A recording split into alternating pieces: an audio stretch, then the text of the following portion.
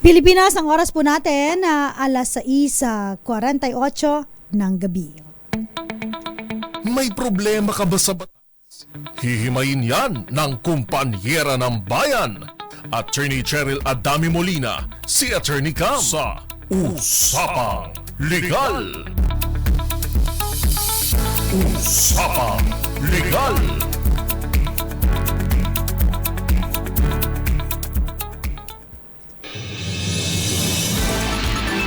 Magandang gabi po, Luzon, Visayas, Mindanao. Welcome po sa Usapang Legal. Kasama po si Attorney Cam.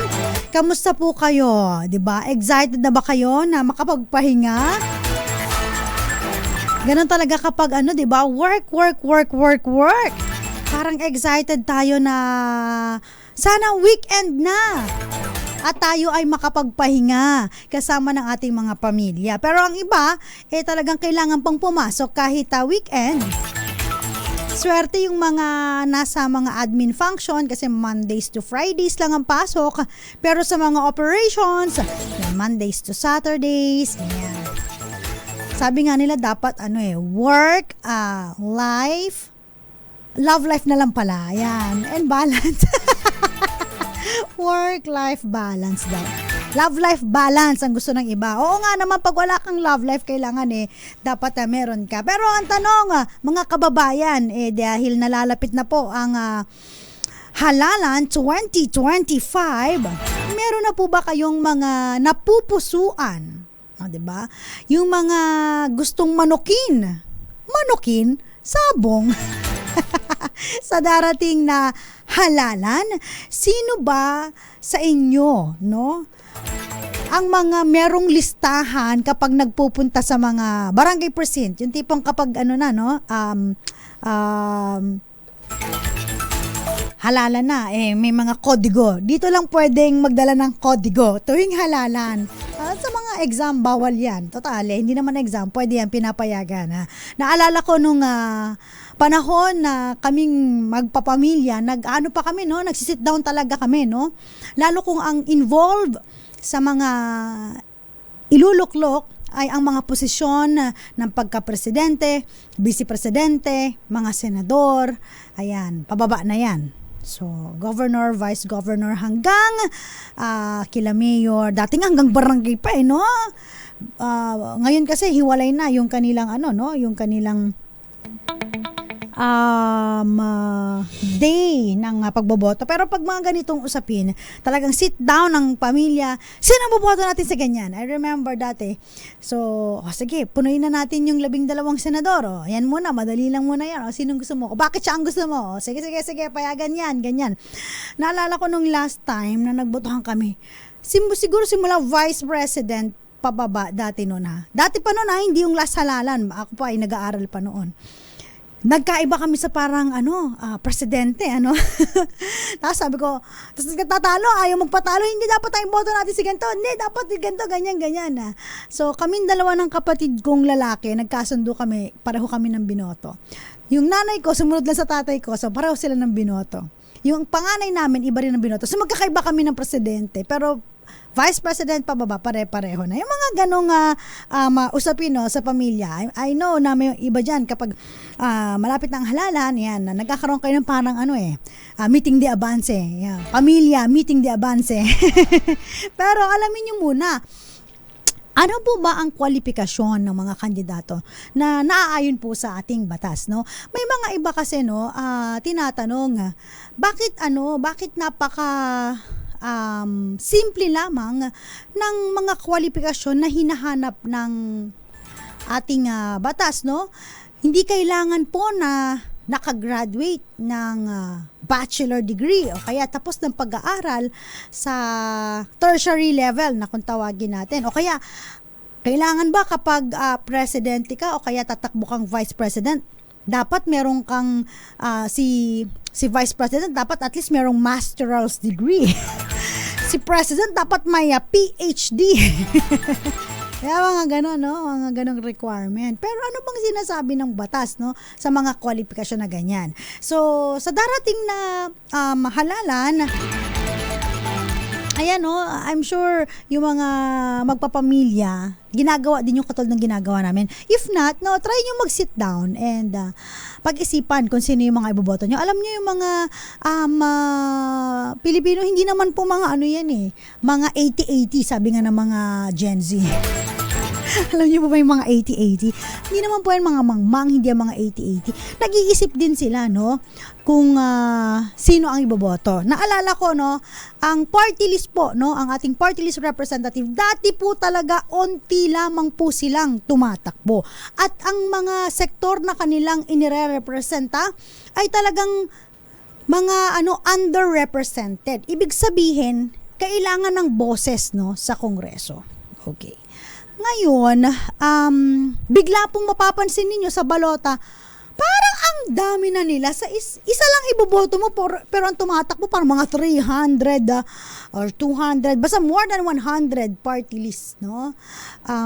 Dati po kasi, sabi sa ating batas, ang mga party list, kailangan, ang sure na makakaupo, yung merong 2% na bilang ng dami ng mga bumoto at the time of that election. So 2%, ang hirap pong makakuha ng 2%. Halimbawa lang, marunong ba ako mag-calculator?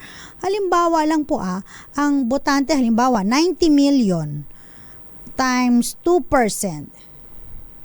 Parang 1.8 million ang kailangan nilang kunin na boto. Ang hirap po nun, di ba? Before, yung mga kababayan natin, hindi sila bumoboto. Hindi sila inclined sa pagboto ng party list. So, onti lang po ang mga nakakaupo doon sa ating kongreso, no, ng party list. So, parang ang sabi, underrepresented na nga sila. Pag upo pa doon, underrepresented pa rin sila kasi hindi nila makompleto yung porsyento na kailangan para sa mga underrepresentative na mga sectors ng ating lipunan na magkaroon ng boses pagdating sa Kongreso para paggagawa po ng batas, nandyan sila. So, inakyat po sa Korte Suprema, no? Yung 2% na yan. 'Di ba? So, ang sabi po ng Korte Suprema, dapat nga naman mapunuan yung kakulangan sa Kongreso ng mga underrepresented na mga sectors. So parang ang nangyari po, as long as parang ang nangyari parang ni-rank sila, no? Pag na-rank po sila, yung papasok doon sa appropriate numbers na kailangan po doon sa Kongreso, meron po silang mga seats. Ganon. So dumami po ngayon ang mga party list na nakapasok sa ating Congress. Alam nyo, napakaganda po ng wisdom nung pagpayag ng ating Korte Suprema na mapunan po yung porsyento ng mga underrepresentative or underrepresented na mga sektor ng ating lipunan doon po sa Kongreso para mabigyan sila ng boses. Ang problema, nakakuha po ng butas o loopholes ang mga iilan para tumakbo na sila daw po ay party list, no? At underrepresented kahit alam nyo po, yung alam mong politika lang naman or politically motivated lang naman ang pagtakbo. Sino yung mga uupo, di ba?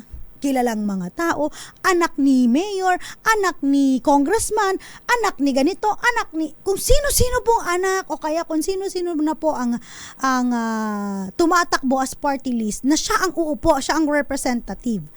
No? So, mapapansin po ninyo, dami na talaga ngayon na ang wish lang natin, no, at ang hope natin sana yung mga tumatakbo, bagamat sila ay okay, sila po ay mga kilalang tao, talagang ipaglalaban nila yung sektor na kanilang kinabibilangan. Okay? At mapapansin po ninyo, no, mauutak na po yung mga party list, no? Dahil tayong mga Pilipino, meron tayong ugaling tamad, no? Aminin man natin sa hindi, may ugali tayong pagtamad. So kapag halimbawa, merong mga representative, no, na mga tatakbong party list, kung ano yung una mong maspatan na letter A, yun yung isa-shade mo, yun na lang. Ito, basta may boto ko dito, isa. So dati, pag nakita mo po yung balota, maraming letter A. ako si ganyan, ako si party list na ganito. Puro A, no? Lahat na ng letter A na word, makikita mo sa party list, nandoon. Ang haba ng letter A. And then, na-realize nila na, ngayon, hindi na letter A. Mga numbers na. Parang 1. IAA party list. Ganun. Kasi parang mauna yata yung number, no? Nung last time, no? Parang nauna yung number. So medyo parang hindi na pinag-iisipan, no? Yung pangalan ng party list. Basta letter A lang siya. Mauna siya doon. At magkaroon ng chance na maguhitan o mabunot. O ma-shadean, rather. Yun na yung papangalan nila doon sa kanilang party list, no? Anyway, so napag-uusapan lang naman po ito dahil ito yung mga naririnig natin na mga sentimiento, no, ng ating mga kababayan na isa lang ang iboboto pero napakadami. No, I don't know kung darating yung time na meron po uli na magcha-challenge sa Korte Suprema ng pag-i-insist na 2% dapat, no? Or ibabalik sa dati na kailangan ang makaupo lang ay yung merong nakaka-gain ng 2% na party list, no? So, yun. Pag-usapan din natin, speaking of party list mamaya, ano naman yung mga qualification or kwalifikasyon ng mga party list representative? Ano ba ang qualification ng mga congressman, ng ating mga senators, ang ating vice governor, governor, mayor, vice mayor at iba pa. Yung mga posisyon na darating o iboboto natin sa darating na 2025 election. So, napakaganda ng ating pag-uusapan at again po, no, sabi nga nila, vote wisely. Ang tagal-tagal na nilang hinahanap si wisely. Vote wisely. Tayo po ay bumoto, no, ng naaayon at hindi dahil tayo ay nabigyan lamang, no, ng kakarampot na bayad para iboto ang certain person na ito, no? Ang certain politician or certain candidate na ito. Kasi hanggat tayo po, no, ay nag-iisip kung sino nga ba ang mga tamang iluluklok dyan, hindi magkakaroon ng problema sa mga deliberation, smooth ang deliberation, kung pare-pareho na ang iniisip ng mga tao na naluklok sa posisyon ay kapakanan ng ating bayan, hindi personal na pangkabuhayan. Ganda nun Sana ang iniisip nila, personal ay kapakanan ng ating bayan, hindi personal na pangkabuhayan. Babalik po ang Usapang Legal kasama si Attorney Cam. Magkakaroon lang po tayo ng mga paalala. Diyan lamang po kayo, wag po kayong aalis. Oras po natin 5 minuto bago sumapit po ang 7:00 ng gabi. Usapang Legal pa rin po, kasama po si Attorney Cam. Pinag-uusapan po natin ano po ba ang mga kwalifikasyon po, ng ating mga kinatawan sa Kongreso, at sa inyong mga lokalidad. Ano ba ang sinasabi ng ating batas, no? Na kapag ikaw ay tatakbo, ano ang iyong mga qualification? So, usually, syempre, ang unang-una dyan na hinahanap ay yung ano ba ang iyong citizenship, di ba? So, kailangan po ikaw ay Filipino citizen pag tatakbo ka sa mga posisyon sa gobyerno.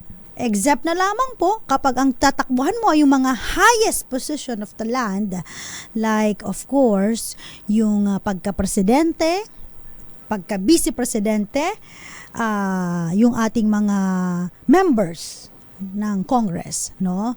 So bakit nga ba, no, na ang gusto ng ating batas ay natural born? Anyway, pag sinabi po natural born, di ba? Pag pinanganak ka, yun na yun, wala kang gagawin, wala kang gagawing any action para ikaw ay maging Filipino citizen. So, either, syempre tayo po, no, para ma-determine ang ating citizenship, we go by sanguinis, by blood, no? Pag sinabi pong by blood, no, kung ang citizenship ng iyong mga magulang, i-adapt mo yan. Yung Yung iusolis naman po na tinatawag natin by birth, no? Place of birth. Kung saan ka pinanganak, katulad sa US, di ba? Pag pinanganak ka sa US, citizen ka ng US. Parang ganun po yun, no? Iusolis and ius sanguinis, no? Kaya marami pong mga ibang lahi, kasama na po ng mga kababayan natin. Meron tayo dito nakakilala na isang asawa ng sikat na politiko, sikat na senador natin, doon pa nanganak sa ibang bansa para maging citizen ng naturang bansa na yon. Pero dahil sa pagkaupo ni US President Trump, so nagkaroon na ng parang nire-revisit nila yung birth citizenship, no? So hindi na basta-basta na kailangan doon ka manganak, so meron pang additional qualifications. So sa atin naman po, ius sanguinis, kung ang nanay o tatay mo, isa sa kanila ay Pilipino, automatic Pilipino ka na. So, pag pinanganak ka, citizen ka ng, natural born citizen ka ng Pilipinas. So, remember, at the time na tumakbo si Senator Grace po, kinwestiyon po ang kanyang pagiging natural born citizen. So, dahil siya po ay parang fondling, no? Kino-question nila. Sabi nila, baka naman yung nanay at tatay niyan ay hindi Pilipino. 'Di ba? Baka naman anak ng mga foreigner 'yan, tapos dito lang nilagay dito lang naiwan sa Pilipinas. So, talagang grabe yung even sa FPJ, 'di ba? From FPJ talagang kinwestiyon yung kanyang citizenship, pero magaling yung abogado na trace nila, no? Yung kalololohan ni FPJ, at napatunayan na yung lolo ni FPJ at that time na ininak yung constitution nung kapanahunan niya, talagang Filipino citizen ang kanyang grandfather. So na-adapt niya yon. Ang problema kay Senator Grace po, dahil nga siya po ay fondling, no? Hindi madetermina kung ang nanay at tatay niya ay Pilipino, pero doon na kinwestiyon yung pagiging natural born niya. Ang tanong, bakit nung kailangan po, 'di ba, ang senator kailangan natural born yan? Bakit nung tumakbo siyang presidente doon lang kinwestiyon? Anyway, dahil yun nga naman po, sabi nga nila highest ranking position, no, sa gobyerno ang pagiging presidente. Hindi siya na-desisyonan ng Korte Suprema, naging moot and academic, no? Dahil naniniwala ako, tinitignan ng Korte Suprema at that time yung sinasabi natin na Vox Populi, Vox Dei, no? The will of the people is the will of God, no? At that time po, hindi po siya nanalo bilang presidente. So, naging moot and academic na yung question sa pagiging natural born citizen niya. So, yun po. Okay, edad. Pagdating sa edad po, merong mga kwalifikasyon, no? Hindi po pwedeng umupo yung 18 years old bilang presidente ng Pilipinas, no? Baka may sumikat na K-pop fanatic, tapos K-pop itsura, no? Tapos nanalo as president 18 years old. Bawal po, no? Ang sabi po ng ating batas, dapat po sa edad, pag tatakbo po, no? Sabihin na natin, kasi napag-usapan natin yung pagiging presidente, tsaka vice president. At least 40 years old po. Okay? On the day of the election. At the time of the election, siya po ay 40 anyos, no? Yung senador, ating mga senador, at least 35 years of age. No, medyo pwede nang tumakbo yung mga medyo bagets-bagets ba? Naman, ang 35 bagets-bagets ba? Sa level pa ni Attorney Cam yan. Okay, member of House of Representatives, at least 25 years old. So, eto makikita mo, 'di ba, pag may mga hearing, 'di ba, merong mga parang bata pa tong mga to kasi at least 25 years of age po ang requirement kung ikaw ay tatakbo po ng House of Representatives. So, pababa ng pababa. Governor, ito nga, at least 23 years old. So, ang mga bagets, no? If you are aspiring to become a governor, pwede naman. Yun nga lang, sabi nila, mahirap kapag meron ka nakalaban na trapo sa isang lugar o yung parang traditional politician na talagang kilala na, no? Ang mayor po, no? At least 21 years of age on the day of election. So, yun po, no? Aside from being a Filipino citizen and a natural-born citizen for those positions in the government that requires yung position of the president, vice president, and member of Congress, eto na, nire-require din po yung ating residency. Yan, residency, no? Ang residency po, pag vice president tsaka president, dapat 10 years, at least 10 years kang nakatira dito sa Pilipinas, immediately preceding the day of election, no? Ganun din po. Senator naman po, at least 2 years. Pagdating sa mga member of the House of Representatives, sa locality na tatakbuhan ninyo, at least 1 year, para naman maging familiar ka kung ano ba yung mga, sa tingin mo kailangan ng iyong mga constituents na idulog, no, pagdating sa Congress, at syempre, makita mo kung ano pa yung mga kakulangan, no, para maging familiar ka o ma-familiarize ka doon sa kanilang pangangailangan sa community o sa lugar na tatakbuhan mo. At ang last na lang po na requirement kapag tatakbo ka, napakasimple lamang po, no?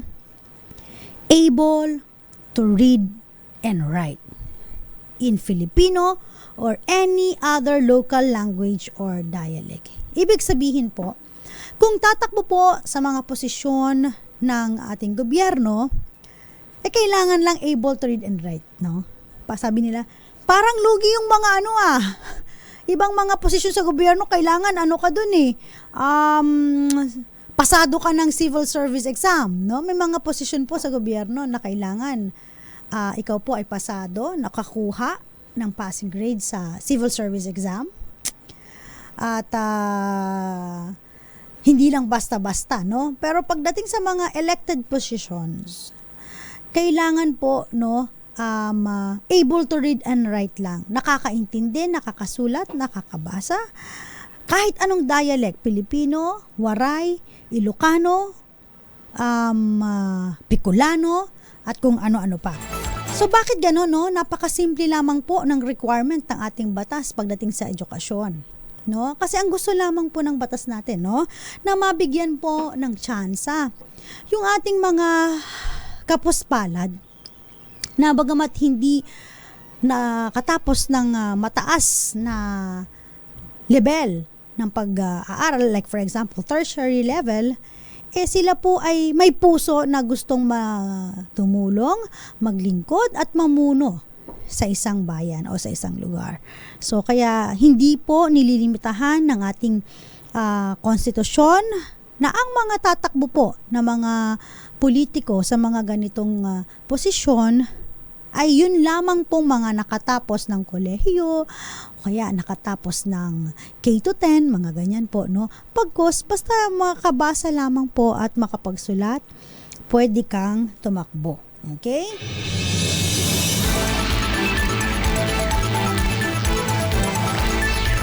Kasama rin po sa mga additional requirement, no? Yung, of course, kapag kayo po ay tatakbo, dapat registered voter po kayo, di ba? Bumuboto rin po kayo. Alangan naman po na tatakbo kayo, yung pala, hindi naman kayo rehistrado, no? Hindi ka nag-exercise ng right of suffrage, no? Na tinatawag natin. Magandang gabi po sa mga nakatutok sa atin. Shout out muna tayo sa mga nanonood po sa DZRH TV 4K live stream. Ayan po, magandang gabi. At syempre sa mga nanonood sa atin sa DZRH News Facebook Live. Hi po, good afternoon po kay Grace Recta. Excited na sa Chinese New Year. Ayan, sabi ni Gael Enriquez, Jerry Sumagaysay, Maricor Angeles, Miss Roxanne Costa, Florence Regalo, Cora Caburao, and Zoraida Faljorina. Nanonood po sa may Mabalacat, Pampanga. Ganun din po, magandang gabi po sa nanonood sa atin. Shout out muna tayo. Hello po kina Cherry Tarayo. Ayan, kagagaling lang daw niya sa kanilang barangay hall. Fiesta daw kasi, uy! Dami pong pumuntang kandidato as usual, sabi niya. Nangangampanya, banggit ng pati numero nila at balota. Oh, Irene Almodovar, Violeta Sembrano. Nako, dito po sa Pilipinas, sabi ni Cherry, kapag laban ng presidente, napakadaming nakakalito. Oo, sa bagay, tuloy, yung iba po, panggulo lang sa balota. Alam nyo, totoo po yan, no? Sabi nila, kung halimbawa mayroong 5 kandidato, pag bumoto ka ng isa, 20% lang yung chance na mapipili mo yung tama, 80% mali ka. Kasi ang dami nila, no? Statistically speaking. Pero kung dalawa lang sila, for example, sa US, dalawa lang ang tatakbo, mamili ka lang doon, 50%, panalo ka, 50%, tama yung binoto mo. So, 50-50 ang laban mo. Pero kapag dito sa Pilipinas, pag maraming kandidato, mas lumilit yung chance mo kung sino yung tamang iboboto mo. That's right, no? Belan Rivera, Joseph Abalos, good evening po. Hil Ocampo, Renato C. and Jason Natividad, magandang gabi po. Batiin ko na rin po nanonood sa atin sa my cable channel. Sila Mama Jovita, Papa Will, and si Nanay Connie. Ayan, magandang gabi po sa inyo. Shout out na rin po kina Ramel Maluto, watching from Guimaras, Steve Tanod. Ayan, nanonood naman po sa Cebu City.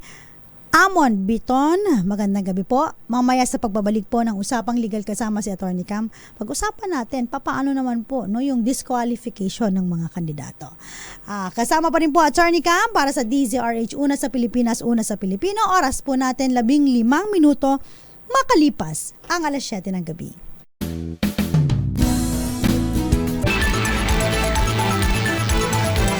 Usapang Legal kasama pa rin po si Attorney Cam. Hanapin niyo po ako sa TikTok. Ayan, search nyo lamang po Attorney Cam, ATTYCAM. Hindi pa po tayo nakakapag-update. Hindi na kayo magalit. Busy lang po, no? Pag naka-LL na tayo, kapag nakaluwag-luwag, sige. Fire. Sasagot ulit tayo ng mga katanungan sa ating mga kababayan. Ayan. Again po, limitado lamang po ang ating mga kasagutan dun sa ating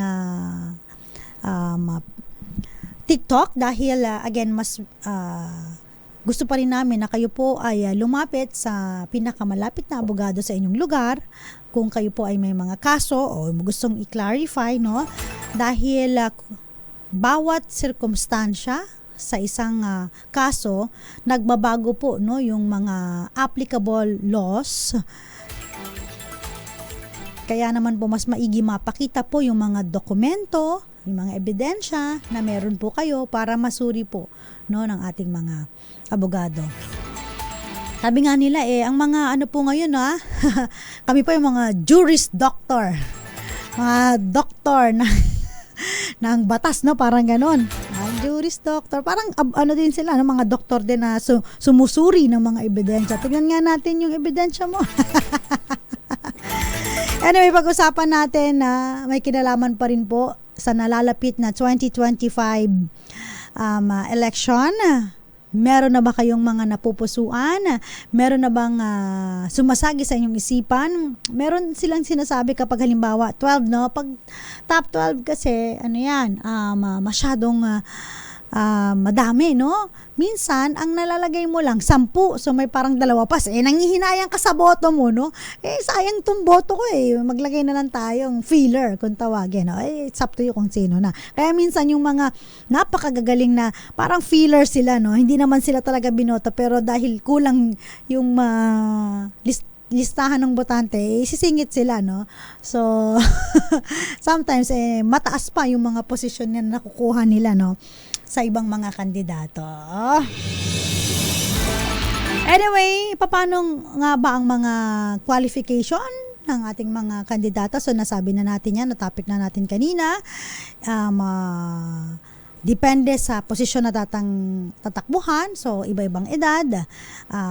Filipino citizen or natural born citizen pag medyo mataas na katungkulan ang gustong takbuhan, and yung resident, yung pagiging residente sa isang lugar, depende po yan. Pag pataas ng pataas ang posisyon, palaki ng palaki yung haba ng residency requirement, okay? And yung literacy requirement, able to read and write. Yan. Okay. Ano naman po yung mga disqualification? No? Pag sa president po, no, pansinin po ninyo, ang ating presidente ay hindi po pwedeng ma-re-elect, no, after serving a single 6-year term. Ibig sabihin, pag nakatakbo na ng 6 years, no, yun yung isang term niya, hindi na siya pwede for re-election. No? Papansinin nyo rin po, no, yung mga sa ibang lugar, no, yung mga mayor, naka 3-year term na yun 3 years yung term na natapos niya na. Nagpahinga lang, tas tumakbo uli ng pagiging mayor, no? May iba naman, ang ginagawa, no, mag-asawa, yung isa mayor, yung isa congressman, papalitan ng posisyon, palit-palit lang sila, ganun lang, pero sila pa rin ang namumuno, no? Yung iba naman, tumakbo na ng governor, yung anak vice governor, yung isa pang anak congressman, yung asawa senator. So parang ano ba? Love talaga nila ang public service. Okay? May mga ganon. So we're not so sure kung sabi nila attorney, paano naman yung traditional politician? Sabi, bawal daw po yung mga trapo-trapo. Wala pong concrete, no, na talagang evidence to support na talagang sinasabi na bawal naman talaga ang traditional politician. Kasi up until now, no, yung mga tao, yung pa rin po, no, ang binoboto. Simula pa nung kanununuhan, yung mga anak-anak, para bagang wala nang qualified dun sa lugar nila, kundi yun na lang. Hindi nila binibigyan ng chance yung iba, yun na lang. So, tignan natin, no? With the advent of new technologies, marami na, no, yung ating mga Gen Z, sabi nila, iba na daw ang panahon ngayon, which is true. Iba na ang mga Gen Z ngayon, no? Tignan natin, sabi nila, nasa kabataan ang pag-asa ng bayan. Sana nga, okay?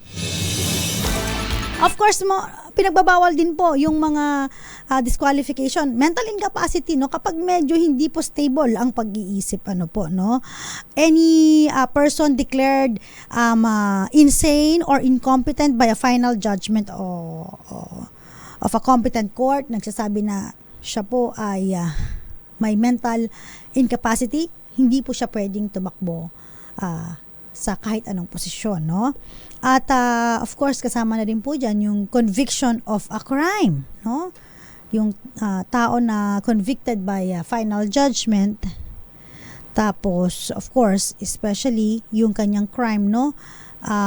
Nagsasabi rin po na merong disqualification from running for office, no? Ganon din po, no, yung mga krimen na involving moral turpitude. Ayan. At isama na po natin yung mga disqualified din po sana, yung mga violators ng ating election laws.